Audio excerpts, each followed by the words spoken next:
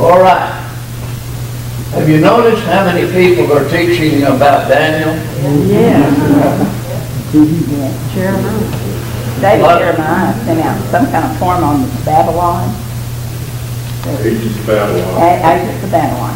He sent it out in the mail. Of course, I get his mailing. So. Who did? David Jeremiah. There's just a lot of on the radio. I mean, I just keep hearing, okay, turn to Daniel so-and-so, Daniel so-and-so, and, people teaching on Daniel now. Does that mean anything? I don't know, but it's just, yes, sir. Adrian Rogers been there since 2006, I think it is. Heard him on the radio yesterday preaching about the second coming of Jesus. Using a lot of the famous things, truths that we've been hearing here lately from various ones. Yeah. Don't tell me that those preachers ever quit preaching. No. Because, I've been listening to Adrian Rogers for a good while, and he's been dead, for a good while. They just keep on preaching. Yeah, that's right. Yeah. All right, let's start.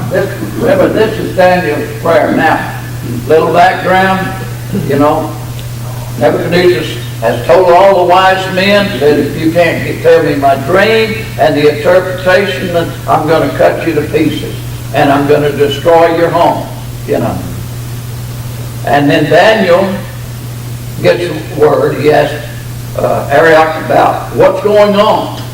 And he tells him what's going on. He said, well, get me in, or that's what we think happened. Anyway, it says that Daniel went into the king and said, give me a little time and I'll get the interpretation and so forth. We're not sure that's exactly, but that may be a kind of condensed version, because you just didn't walk into the king's throne in those days. It was kind of a bad thing for you to just walk in, without getting in some way. And we'll see a little bit later here a little bit more about that. But anyway, Daniel goes back to his house and his three friends, and they ask God for mercy. Because Daniel and his three friends are part of these wise men of those days. They've been educated in the wise man's college, and so they're part of the group that has the death sentence on them. So, and they ask God for mercy,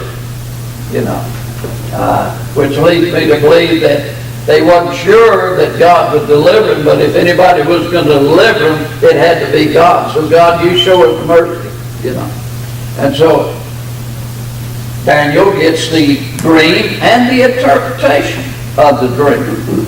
And after he gets it, he doesn't just run to the king. This is what he does.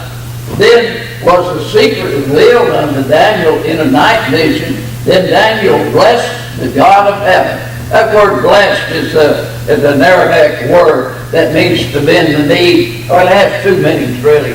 It means to bend the knee, and it means to say something good or bless someone. And so it said the first thing that Daniel did was that he blessed the God of heaven. And Daniel answered and said, blessed be the name of God forever and ever, for wisdom and might are his. And he changeth the times and the seasons. He removeth kings and setteth up kings. He giveth wisdom unto the wise, and knowledge unto them that know understanding. He revealeth the deep and secret things. He knoweth what is in the darkness, and the light dwelleth with him.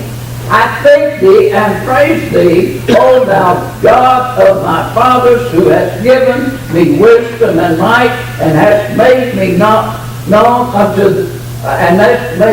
unto me now what we desired of thee. For thou hast not made known unto us, for thou hast now made known unto us the king's matter. Forgive my reading of that. I was trying to think and read at the same time, so sometimes that don't work very well. Okay? All right. I don't know, guys. this just does something for me. Just the way Daniel turns after he's got what he asked for, and he goes to God, and he talks about the nature and the character of God. And what he did, the God that he served. You know, it just even the prayer, I get a thrill out of the prayer of Solomon after they dedicated the temple. There are 7 things that Solomon asked God to do as people address their prayers toward that temple, you know. And I even out of Jesus' prayer in John 17, where he said, Father, I thank thee that thou hast heard me. And I know that thou hearest me always, but for the sake of these that stand by, I said it, that they might believe. You know, even in the last day, in last hours of Jesus' life, he's not thinking about himself, he's thinking about them. Thinking about those that were with him, that they might believe, he said. You know, but this is just something for me to hear what Daniel is saying here. Blessed be the God of heaven. Now Daniel's first reaction was to give praise to God. And I think that's what we ought to. There's a lesson here. There's a lesson here. The first thing, you remember the 10 lepers that Jesus healed? And he told all of them, he said, go and show yourself to the priest. They also got to show, but as they left, as they started out, they were cleansed, the Bible says. And one turned around and went back to praise him. Jesus said, you know, as though, I guess he was expecting all of them, as soon as they realized they were cleansed, to turn and come back and thank him for it before they went anywhere. Because he said to it, were there not 10? Didn't I heal 10? Were there not 10? You know? And I think there's a lesson here. But the first thing that when God intervenes in our life is that we need to pause and give praise to God because of his love and because of his mercy. Now, we don't deserve what God has done for us. We don't deserve a thing that God's done. The Bible says, you know, when we were without strength, when we were unlovable, when we had nothing, God, in his loving mercy, did the work of redemption for us. No, we don't deserve it. So when God answers our prayers, when God touches our lives, when God brings revelation or healing or whatever, the first thing that we need to do, there's a lesson here. A lot of times we just, you know, we're gone before, and often, you know, after something has happened, well, great. But we need to pause and ask and give praise to the God that has intervened in our life. So, blessed be the name of God. When it's Shakespeare that said, what's in a name? Any other name, a rose by any other name would smell just as sweet, I think. Wouldn't it? Shakespeare said something to that. But you know, in the Bible, names mean a whole lot. I mean, even God has changed people's names to fit their purpose. You know, Abraham, just father's not enough for God. He said, I'm going to make you a father of many nations. And by doing so, I'm going to change your name to match your destiny. I'm going to change it to Abraham. You know. And Sarai, your name is not good enough. Because I've got a plan for you. I got something good for you. And so now your name is going to be Sarah. You know. Well, and he said, blessed be the name of God. We're not just talking about a name. We're talking about a name that defines the character of an individual. You guys know me as Raymond, right? What if somebody, without me being around, you know, come up and said, you know, Raymond said such and such. Now, there's a lot of Raymonds, but if I'm the one that you're associating with, you know exactly, you think, well, what I look like, you think some of the things that I've done, some of the things that I've said, some of the mistakes that I've made. You think about Raymond, you know, why? Because of that name. When somebody says something to me about one of you, you know, and I know you. I think about your characteristics. You know what? But blessed be the name of God, is what he said. Remember the prayer. Hallowed be thy name. You know. Because it is that name that defines the God that we serve. He is El Shaddai, the Almighty. In fact, I meant to pick up a card this morning that I've got there at the house that has no less than 20 or 30 names that apply to God, that defines his, that are just saying, they're speaking of his character. He is Yod, Hey, Vav, Hey. He is the great I am. He is the self-existing one. He is Jehovah Rapha. He is, you know, just all of these things apply and define the God that we serve. Yeah. And what Daniel says right off is, blessed be your name. It's more than just more than what we just normally would think. He's saying, he said, blessed be your name, because your name defines who you are, and I praise you for being all that you are. Blessed be the name of God. First thing that he said, wisdom and mind are his. And this is just a slap in the face to all the wise men in Babylon at that time, you know. You think you're smart. You think you're educated. But let me tell you something. The one that holds wisdom, the one that is wisdom. In fact, the Bible says, in Corinthians, it says that Jesus has made unto us wisdom and righteousness and sanctification. Folks, if I know anything, it's going to be because of Jesus. That's right. You know?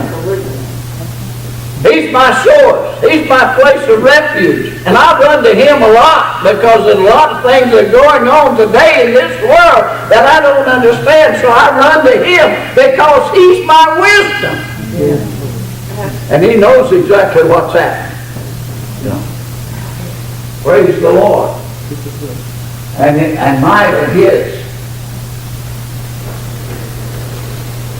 I tell you, this does something for it. I mean, this a little prayer, this little short prayer. It's not how long you pray. It's, you know, it's the substance of your prayer. And Daniel defined God in such a way that it just thrills my heart. He changes times and seasons. Now that may be a little hard to get a hold of. Changes times and seasons, but that's in God's control. You remember later it talks about this man of sin that's going to come on this world, and one of the things that he's going to try and do is change times and seasons. And I've often thought, what does that mean? And I thought, well, you know, there's a possibility it might be that we live according to the Gregorian calendar, or to the solar calendar, you know. Could it mean that when this man of sin arises, that he's wanting to change everything back to a lunar calendar? And could that mean that it has to do with an Islamic man of sin? And you know, the more that I read and the more that I hear today, I am persuaded that this man of sin will be an Islamic. You know, that's just me. You know, I have no way to prove that, but it's just me. I feel like that because of what's happening in the world, you know, and because of the things that are going on, and because of the expansion, and because of the very fact that they are anti-Jesus. That's right. Yeah. And you remember what John said, anybody that says that Jesus is not the Son of God, not come from God, and all of that, that's Antichrist, he said. That's right. That's right. Even around the inside of the Dome of Rock, it's written, Allah hath no son. You know. But I could be wrong about that, but I still think that looks like that may be the case. That this guy, he'll come up and want to change all of the calendars to match the Sharia concept of law. That's just, anyway. But who controls times and seasons? Let's get it down. Let's get it settled once and for all. Daniel says it's the God of heaven that controls times and seasons. It's the God of heaven that changes things, you know. Not some man, you know, that will rise even though he's devil possessed, you know. He removes kings. We'll see that. We see that happen. That's what the book of Daniel is all about. It illustrates that God can make. I know a lot of times we get upset by who's in control and who's running things and all of that. But somewhere we got to remember in the back of our mind that it's God that raises up kings. And that God puts down kings. That's the very next thing here. He raises up, he removes kings, and he raises up kings. He gives wisdom to the wise. In other words, if there's anybody wise, I mean talking about wise. I'm not talking about educated. I'm talking about wise. Sometimes I think we have a dilemma in Washington because we don't have anybody that's wise. Don't have anybody that has a good understanding of what needs to happen. You know, I mean, if I have to balance my budget. I don't understand how that our government can just go along as though we don't have to balance anything. Let's just spend and spend and spend, not realizing that someday it's all going to come to a head. You know,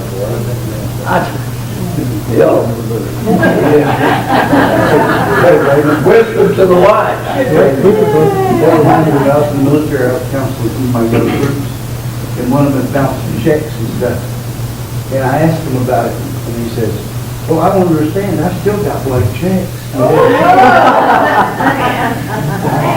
I think that's the way a lot of them, I think, is important. But here's the point. I have to live on what comes in. You know, I mean it doesn't take a scientist to understand that. I understand that. You know, that's just one thing. Not very wise. To me, but he gives wisdom to the wise. God is our source of wisdom. That's what Christ is, my source of wisdom. I make him I choose to make him my source of wisdom.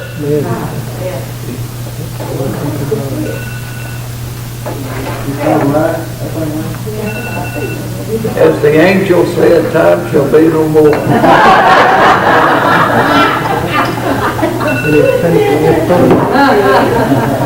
Now time. God bless you. We'll